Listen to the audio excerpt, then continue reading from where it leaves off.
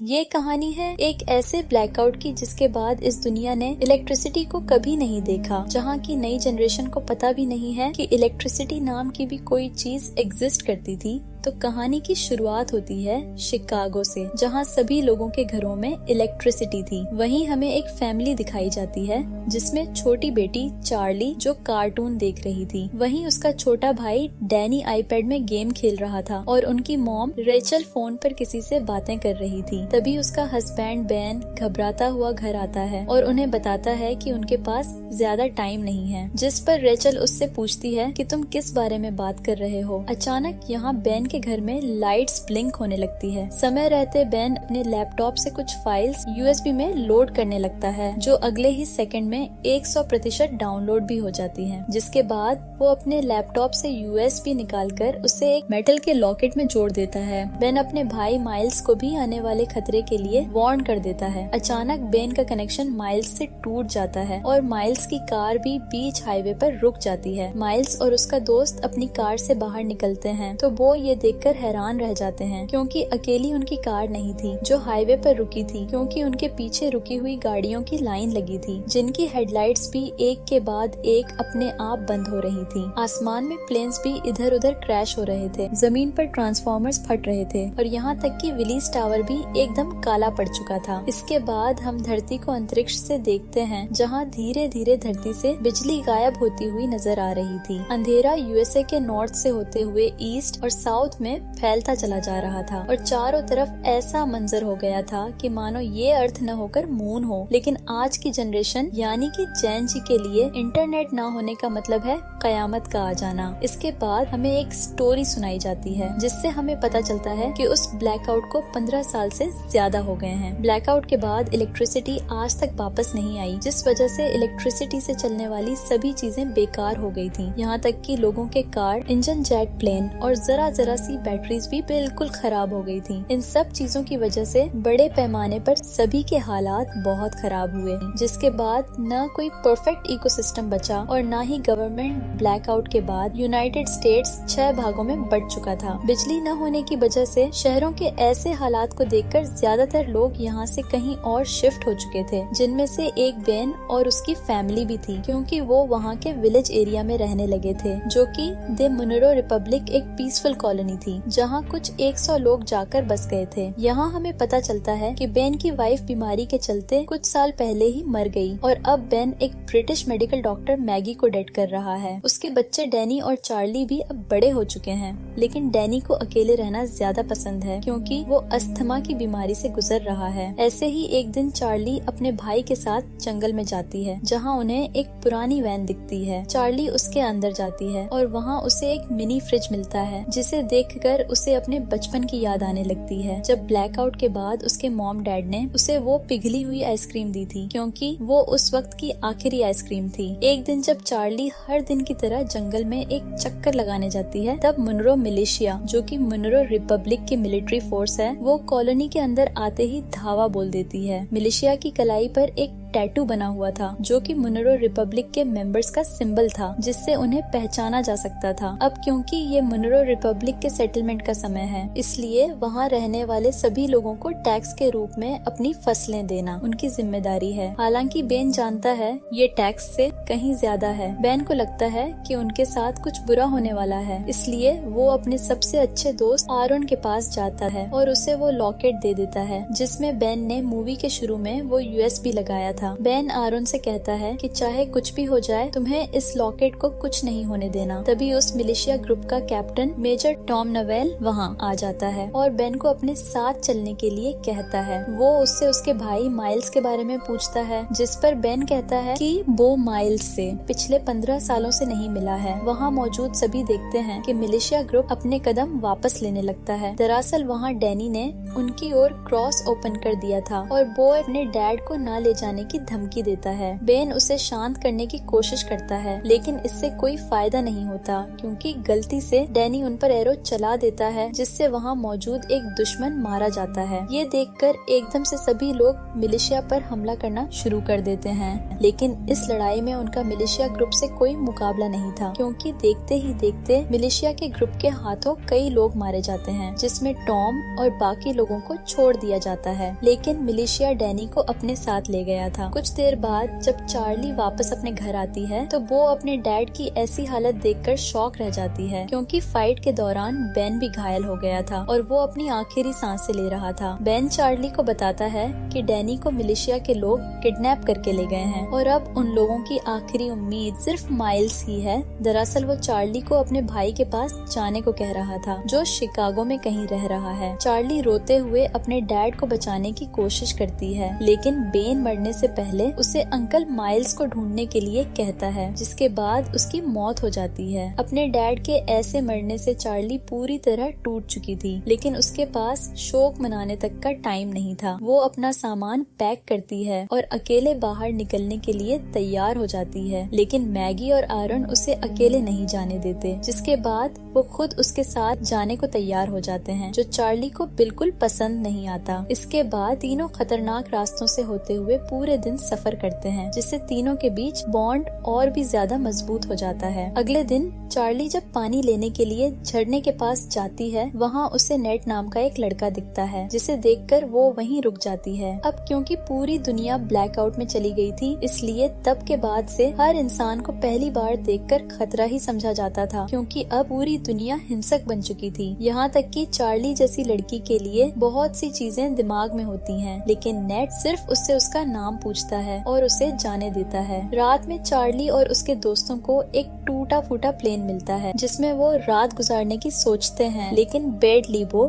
जो एक scavengers group का ठिकाना था। चार्ली और उसके दोस्तों को देखकर कुछ लोग यहाँ आते हैं और चाकू की नोक पर उनमें से एक चार्ली को उनसे दूर ले जाता है। मैगी को यहाँ कुछ खतरा महसूस होता है, तभी वो अपने तेज दिमाग का इस्तेमाल करके उन चोरों को विस्की पिला देती है, जिसके ठीक बाद वो लोग उल्टी करते हैं और मारे जाते हैं। वहीं दूसरी ओर ग्रुप का आखिरी साथी चार्ली को मारने की कोशिश करता है कि तभी अचानक वहाँ नेट आ जाता है और उसे बचा लेता है। अगली सुबह नेट उन तीनों के साथ जाता है, क्योंकि नेट भी शिकागो ही जा रहा है, पर मैगी उसे अपनी टीम में देखकर कंफ्यूज हो जाती है, क्योंकि नेट उसके लिए बिल्कुल अनजान था। इसलिए वो चार्ली को वार्निंग देती है कि उसे ऐसे ही किसी पर भरोसा नहीं करना चाहिए। लेकिन कुछ देर बाद उसे याद आता है कि हर कोई बुरा नहीं है, इसलिए अब उसे नेट से कोई परेशानी नहीं थी। अगले सीन में जब मेजर टॉम और उसकी आर्मी आराम कर रही थी, तो डैनी इस बात का फायदा उठाकर वहाँ से भागने की कोशिश करता है और हथकड़ियों का ताला खोलकर भाग जाता है। लेकिन कुछ ही दूर भागने पर उसे अस्थमा का दौरा पड़ता है और वो वहीं एक घर के पास गिरकर बेहोश हो जाता है। कुछ घंटों बाद जब उसकी आंख खुलती है, तो वो अपने सामने एक लड़की को देखता है, जिसने उस पर बंदूक तान रखी थी। वो लड़की अपना नाम ग्रेस बताते हुए उससे पूछती है कि वो कहाँ से आया है, जिस पर डैनी बताता है कि कुछ लोगों ने उसे किडनैप कर लिया था, जिनसे बच के भागकर वो यहाँ आया था, पर अस्थमा के अटैक से वो बेहोश हो गया था। ये सुनकर वो लड़की बंदूक नीचे करती है, जिसके बाद वो उसे अस्थमा पंप देती है। वो बताती है कि ये उसके मरे हुए बेटे का है। इसके बाद हम उन चारों के ग्रुप को देखते हैं, जो फाइनली शिकागो पहुँचते हैं, जो कि मुनरो रिपब्लिक में ही है। यहाँ देखने लायक बात है कि रिगली फील्ड पूरी तरह से आईवी प्लांट से कवर्ड है। सड़कें मछुआरों से भरी हुई है और फॉक्सवैगन जैसी गाड़ियों को घोड़े की बग्घी में बदल दिया गया है। बेन की बताई जानकारी के बाद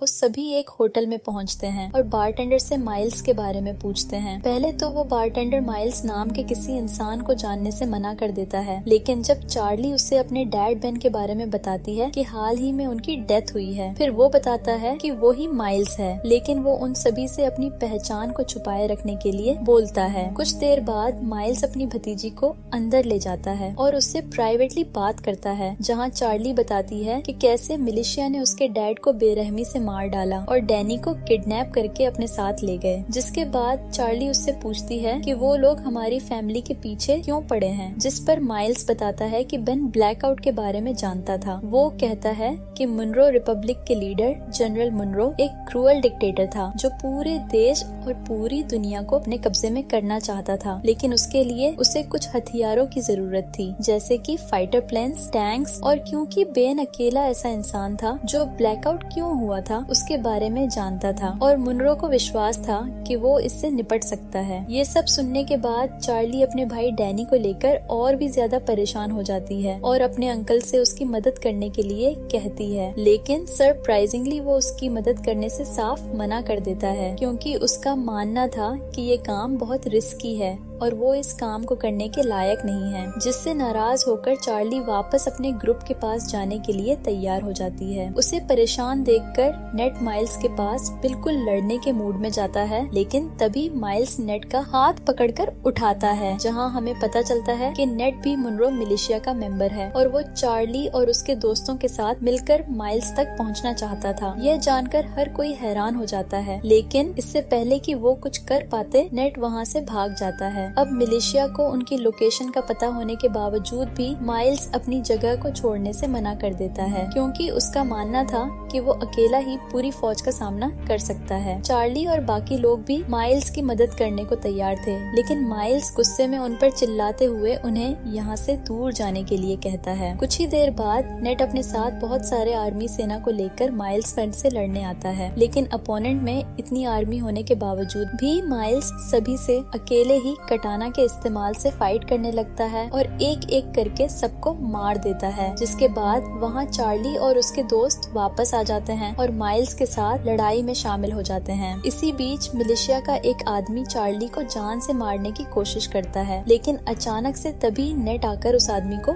मार गिराता है। थोड़ी ही देर बाद माइल्स मिलिशिया के कैप्टन को जान से मारकर लड़ाई खत्म करता है, जिसके बाद वो चार्ली और बाकी लोगों के साथ डैनी को ढूंढने के लिए निकल जाता है, जो सुनकर सभी काफी खुश होते हैं। कुछ देर बाद माइल्स को अचानक से ब्लैकआउट डे का फ्लैशबैक याद आता है और यहाँ से सीन फ्लैशबैक में जाता है, जहाँ सारी दुनिया में अचानक अंधेरा छा जाने के बाद वो अपने दोस्त के साथ कार से बाहर निकलता है और अपने दोस्त के साथ मरीन कॉर्प्स बेस में जाता है, जहाँ हमें पता चलता है कि ये दोनों मरीन पुलिस हैं। यहाँ अंदर जाने के लिए उन्हें अपने हाथ पर बना वो एम नाम का टैटू दिखाना पड़ता है, जिससे पता चलता है कि माइल्स का दोस्त, जिसका नाम सेबेस्टियन मुनरो है और वो इस समय मुनरो रिपब्लिक का लीडर भी है। वहीं दूसरी ओर मेजर टॉम और उसके आदमी डैनी के फुटप्रिंट्स का पीछा करते हुए ग्रेस के घर तक पहुंचते हैं। डरी हुई ग्रेस डैनी को बचाने की कोशिश करती है, लेकिन जैसे ही टॉम उसे जान से मारने की धमकी देता है तो ग्रेस पीछे हट जाती है और टॉम उसके घर में घुसकर डैनी को पकड़ लेता है। उनके जाने के बाद ग्रेस चुपके से बेसमेंट में जाती है और एक लॉकेट निकालती है जो बिल्कुल आरोन के लॉकेट जैसा था। जैसे ही वो उसे दबाती है तो अचानक से कमरे में बल्ब चालू हो जाता है। इसके बाद ग्रेस उस लॉकेट को कंप्यूटर में लगाती है और किसी से चैट करना शुरू कर देती है। दूसरी तरफ जो ग्रेस से चैट कर रहा था वो बहुत खुश था कि मिलिशिया को उनके छुपे हुए राज के बारे में नहीं पता चला। यहाँ प्रेजेंट में माइल्स सभी लोगों को अपने साथ ही रखता है। यहाँ माइल्स पहले अपनी एक पुरानी साथी को ढूंढ रहा था जिसका नाम नोरा है, जो एक्सप्लोसिव्स बनाने में माहिर है। माइल्स चार्ली को बताता है कि अगर उन्हें डैनी को बचाना है तो उन्हें नोरा जैसे तेज फाइटर की जरूरत पड़ेगी। यहाँ अचानक उनके ऊपर कुछ दुश्मन हमला कर देते हैं, लेकिन इस बार भी माइल्स सबको हरा देता है। तभी वो एक आदमी को पकड़ता है और उसका गला दबाते हुए नोरा की लोकेशन पूछता है। यहाँ हमें पता चलता है कि नोरा को भी मिलिशिया ने पकड़ रखा है और इस समय वो मिलिशिया में एक नौकर बनकर रह रही है। उस रात माइल्स अकेले ही बाहर जाने का फैसला करता है, ये कहते हुए कि वहाँ जाना खतरे से खाली नहीं है। जिसके बाद वो रेडी होकर बाकी ग्रुप के लोगों को लॉवेल इंडियाना में अगले 2 वीक बाद मिलने के लिए कहता है। हालांकि अगली सुबह जब मैगी और आयरन जागते हैं तो उन्हें पता चलता है कि चार्ली भी माइल्स के साथ निकल गई है, जो चीज उन्हें बिल्कुल अच्छी नहीं लगती। अब उनके पास कोई चारा नहीं बचा था, इसलिए आयरन मैगी को लॉकेट देता है जो बेन ने उसे दिया था। वो ये भी बताता है कि बेन ने उन्हें ग्रैंड पार्क में एक लेडी से मिलने के लिए भी कहा था, जो और कोई नहीं बल्कि ग्रेस ही है। हालांकि दोनों अभी भी चार्ली को लेकर परेशान थे, लेकिन उन्हें लगता है कि वो माइल्स के साथ है, इसलिए वो सेफ है। इसके बदले हमें ग्रेस को ढूंढने के लिए ग्रैंड पार्क में जाना चाहिए। फिर ये दोनों ग्रेस को ढूंढने निकल जाते हैं। जहाँ इन्हें लगता है कि ग्रेस ही वो की यानी चाबी हो सकती है जिससे अर्थ पर इलेक्ट्रिसिटी को वापस लाया जा सकता है। वहीं दूसरी ओर जब मेजर टॉम अपनी सेना को लीड करते हुए अपने अड्डे की ओर जा रहा होता है, तभी अचानक गोली चलने की आवाज सुनाई देती है, जो सुनते ही वो सभी अपना रास्ता बदलकर उस गन शॉट की आवाज का पीछा करते हैं, जिसका पीछा करते करते वो लोग एक छोटे से घर तक पहुंचते हैं, जहां इन्हें पता चलता है कि इस मुनरो रिपब्लिक में आम इंसान अपनी पर्सनल बंदूकें और गोला बारूद नहीं रख सकते। इसी वजह से सभी लोग क्रॉसबोज और दूसरे हथियारों का इस्तेमाल करते हैं। इसी के चलते मेजर टॉम उस घर के मालिक को धमकी देता है कि वो अपने घर के सभी हथियारों को उन्हें दे दे। उस आदमी को लगता है कि हथियार देने के बाद भी वो मारा जाएगा, इसलिए वो अपने घर से एक बंदूक निकालकर बाहर खड़े एक आदमी को गोली मार देता है कि तभी मेजर टॉम उस आदमी को गोली मारकर उड़ा देता है। इन सब चीजों के बाद हम वहीं डरे हुए डैनी को देखते हैं। अगले सीन में मिलिशिया के अड्डे पर हमें फॉर्मली जनरल मुनरो से मिलवाया जाता है, जिसका हाथ इन सभी बुरी चीजों में है। मुनरो वहाँ मौजूद एक आदमी से अपने हथियारों के बारे में पूछता है, लेकिन जब वो डरा हुआ आदमी उसका कोई जवाब नहीं देता तो वो उसे बेरहमी से जान से मार देता है। जिसके बाद वो दूसरे रूम में अपने एक दूसरे वर्कर के पास जाता है, जहाँ हमें पता चलता है कि ये बेन की वाइफ रेचल है, जिसे हम मरा हुआ मानते हैं। यहाँ मुनरो रेचल को बताता है कि बेन मर चुका है और ये सुनकर रेचल बहुत परेशान हो जाती है। इस दौरान चार्ली पूरे दिन जंगल में घूमती हुई आखिर में अपने अंकल को ढूंढ लेती है, जहाँ माइल्स उससे गुस्सा था क्योंकि उसने उसकी बात नहीं सुनी थी। लेकिन जब चार्ली बताती है कि उसके भाई को अस्थमा का दौरा पड़ता है तो वो शांत हो जाता है। कुछ देर बाद उन्हें ढेर सारे मजदूर दिखते हैं जो हाथों से हेलीकॉप्टर को खींचकर ले जा रहे थे। यहाँ पता चलता है कि जनरल मुनरो को विश्वास है कि एक दिन इलेक्ट्रिसिटी जरूर आएगी और उस दिन के लिए उसने खुद को तैयार करना अभी से शुरू कर दिया है। इन सभी मजदूरों में माइल्स नोरा को भी देखता है और चार्ली से कहता है कि उसे इतने सारे लोगों में से बचाना मुश्किल होगा, क्योंकि यहाँ कई सारे गार्ड्स के पास स्नाइपर राइफल भी हैं। लेकिन माइल्स अपने दोस्त को हर हालत में बचाना चाहता है। वो नोरा को बचाने का प्लान बनाते हुए रात होने का इंतजार करता है और जैसे ही रात होती है तो सबसे पहले चार्ली डिस्ट्रक्शन पैदा करती है और वहाँ मौजूद गार्ड्स को भगा देती है। फिर वो वहाँ गार्ड्स के पीछे छुप जाती है और आखिर में नोरा को बचाकर अपने साथ ले जाती है। लेकिन इस बात से नोरा नाराज हो जाती है क्योंकि वो खुद जानबूझकर कैदी बनी हुई थी, क्योंकि उससे उनकी राइफल चुरानी थी। कुछ देर बाद माइल्स नोरा से कहता है कि उसे अपनी भतीजे को बचाने के लिए उसकी मदद चाहिए, जिसके लिए वो तुरंत मान जाती है। लेकिन इसके बदले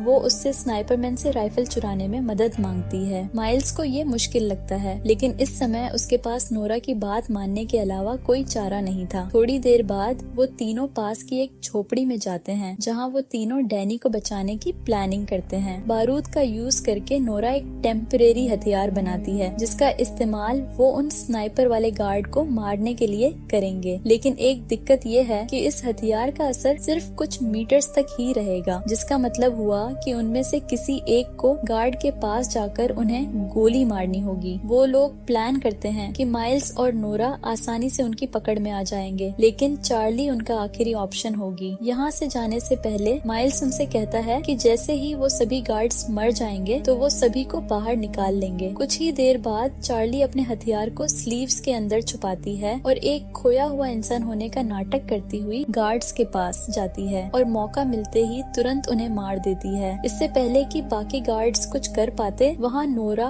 और माइल्स आकर उन पर हमला कर देते हैं। इस लड़ाई के बाद जब वो लोग सभी मजदूरों को आजाद कर रहे थे तो नोरा ये रिवील करती है कि उसने रबेल के लिए स्नाइपर चोरी की थी। वहाँ ग्रैंड पार्क में जब ग्रेस अपने कंप्यूटर पर टाइप कर रही होती है, तभी कोई आदमी उसके घर में घुसकर उसके सामने आता है। उस आदमी के पास भी सेम वही लॉकेट था जो शॉक स्टिक को एनर्जी दे रहा था। दूसरी ओर माइल्स नोरा को रबेल का साथ छोड़ने के लिए मनाने की पूरी कोशिश करता है, लेकिन वो मना कर देती है। यहाँ हमें पता चलता है कि पहले ये दोनों कपल थे, लेकिन ब्लैकआउट के बाद उन्हें ब्रेकअप करना पड़ा। ऐसे ही कुछ देर बाद वो दोनों रबेल के ठिकाने पर पहुँच जाते हैं, जहाँ उन्हें एक पादरी मिलता है। पादरी खुश था कि नोरा स्नाइपर गन लेकर आई है, लेकिन बुरी खबर ये थी कि उनकी आर्मी पर अभी भी लगातार हमला किया जा रहा था। जब ग्रुप ठिकाने पर पहुँचता है तो उन्हें अंदर कुछ घायल आदमी बैठे मिलते हैं। पादरी यहाँ जहाँ ये भी बताता है कि इन सभी आदमियों में से एक आदमी गायब है, जो सुनकर माइल्स तुरंत सभी को ये जगह छोड़ने के लिए कहता है, क्योंकि उसका मानना है कि मिलिशिया उसके आदमियों से पूछताछ कर रही है और इस जगह से भागने का यही सही समय है। नोरा इस बात के लिए मान जाती है, लेकिन उससे 30 मिनट मांगती है क्योंकि वो घायल आदमियों को ठीक करना चाहती थी। बदकिस्मत उसका ये डिसीजन गलत साबित होता है, क्योंकि कुछ ही मिनटों के बाद कैप्टन एडम मिलिशिया के साथ दिखाई देता है। उन्हें कुछ देर रोकने के लिए माइल्स अपने बेस्ट शूटर को स्नाइपर के साथ ऊपर भेजता है और उसका ये प्लान काम करता है, क्योंकि ऊपर भेजा गया वो स्नाइपर मिलिशिया के कई लोगों को घायल कर देता है, जिससे मिलिशिया की आर्मी को अपने कदम पीछे लेने पड़ते हैं। इस लड़ाई के चलते रात हो जाती है। यहाँ बेसमेंट के अंदर माइल्स और बाकी लोग दीवार के सहारे एक सुरंग बनाने की कोशिश करते हैं ताकि एक तरफ से दूसरी तरफ जा सके, लेकिन उनका ये प्लान पूरी तरह से फेल हो जाता है, क्योंकि दीवार में सुरंग खोदते समय दीवार गिरने लगती है और माइल्स उस गड्ढे में गिर जाता है, जिससे उनकी पूरी मेहनत खराब हो जाती है और छत पर बैठे स्नाइपर की मौत हो जाती है। जिसके बाद कैप्टन एडम और उसके लोग बेसमेंट में घुस जाते हैं, लेकिन माइल्स जो बहुत बढ़िया तलवारबाज है, वो कुछ आदमियों को नीचे गिराता है और एडम को बंदी बना लेता है। फिर वो उसे दूसरे रूम में बंद कर देता है और यहाँ से भागने के तरीके सोचने लगता है। यहाँ हैरानी की बात ये होती है कि एडम माइल्स को पहचान लेता है, जिससे कमरे में मौजूद सभी लोग हैरान रह जाते हैं। ये देखकर चार्ली उनसे पूछती है, तुम एक दूसरे को कैसे जानते हो? यहाँ कहानी एक अलग मोड़ लेती है, जहाँ एडम ये रिवील करता है कि पहले माइल्स जनरल मुनरो का राइट हैंड था। यहाँ तक कि माइल्स वो इंसान है जिसने मिलिशिया को लड़ना सिखाकर इतना खतरनाक बनाया है, लेकिन इतना रिवील होने के बावजूद भी माइल्स उन्हें मारने पर अपना फोकस रखता है। माइल्स उनके सामने एक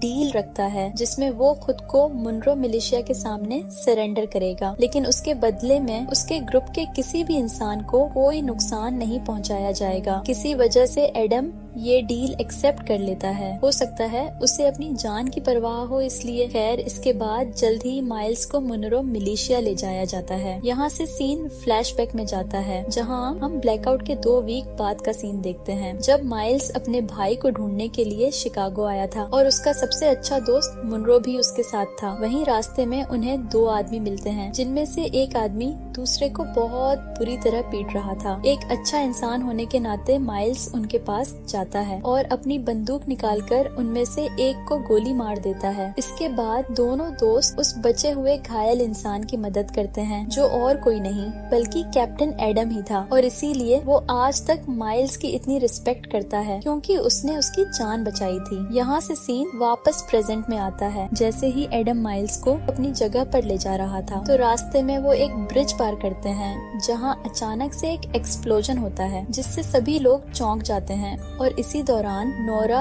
और चार्ली माइल्स को उनसे बचा लेते हैं। वहाँ से जाने से पहले वो एक और एक्सप्लोजन करते हैं, जिससे वो पकड़े न जाएं। वहीं दूसरी ओर मैगी और आयरन, जो ग्रेस को ढूंढने के मिशन पर हैं, आखिरकार वो उसके घर तक पहुँच जाते हैं, लेकिन उस घर में कोई भी नहीं था, क्योंकि ग्रेस ने ये घर छोड़ दिया था। यहाँ आयरन, जो गूगल का एक पुराना एम्प्लॉय होने का दावा करता है और कहता है कि वो कंप्यूटर के बारे में बहुत कुछ जानता है। इसके बाद वो बेसमेंट में जाता है, जहाँ उसे ग्रेस का कंप्यूटर रखा मिलता है, जिसे देखकर पता चलता है कि इसे हाल ही में बनाया गया था, जिससे पता चलता है कि यहाँ इलेक्ट्रिसिटी थी। हालांकि जब वो कई घंटों तक कंप्यूटर की जांच पड़ताल करता है, तो उसे वहाँ कोई सुराग नहीं मिलता। आरोन थक जाता है और ऊपर जाकर वो कंप्यूटर मैगी को दिखाता है। तभी उसका लॉकेट चमकने लगता है और पास में रखे हेडफोन में गाना बजना शुरू हो जाता है, जहाँ मैगी के आईफोन में जान सी आ जाती है, जिसकी वजह से वो कई सालों बाद अपने बच्चों को देखती है। अगर आप रेवोल्यूशन मूवी का नेक्स्ट पार्ट देखना चाहते हैं, तो चैनल को सब्सक्राइब करके रखें,